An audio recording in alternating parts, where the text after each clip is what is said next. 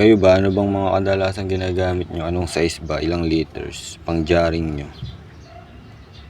Ito yung mga niready ko, 1 liter lang. Hindi kaya maliit to o sakto lang.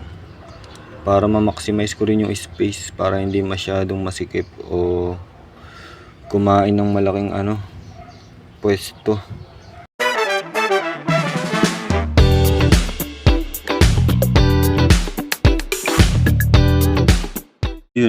Good morning guys. Ito yung mga mga niready ko na bottles Pwede na kaya ito pang jarring guys. Tingnan nyo. 1 liter to 1 liter. Tapos bubutas-butasan ko na lang. Tingin nyo guys, pwede na ba ito pang jarring sa mga jubi natin?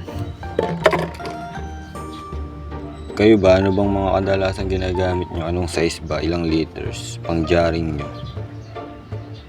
Ito yung mga niready ko, 1 liter lang. Hindi kaya maliit to o sakto lang. Para ma-maximize ko rin yung space. Para hindi masyadong masikip o kumain ng malaking pwesto. Guys, ang dami yan Tapos meron pa doon nakatabi May supplier ako niyan mga boting ganito. May supplier ako niyan. Meron ako dito mga bilog. Ayun mga bilog na ganyan 1.5 bata yan. Kaso matigas.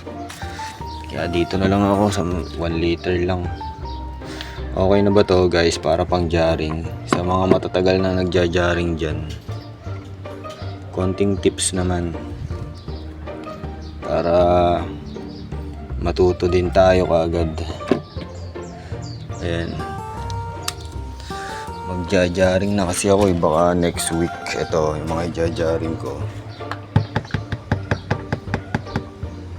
Yan yung mga ija-jarring natin. Pero parang naliliitan pa nga ako Pwede na kaya yan? 2 months and a half. Pwede na siguro yan. Para mas mabilis sila lumaki tsaka ma-develop.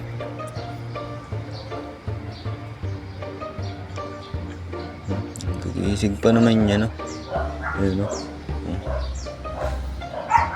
Kilala ako ng mga yan So yun guys. Sana sa mga matatagal ng breeder dyan, mabigyan ako ng konting tips para maganda yung jarring natin. So yun.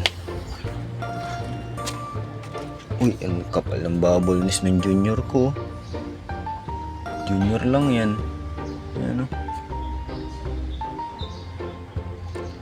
Junior. Tsaka ito kakambal niya ayan Ang lupit niyan.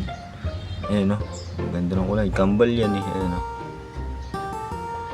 Junior. Tingnan yung mga bubbleness niya Talagang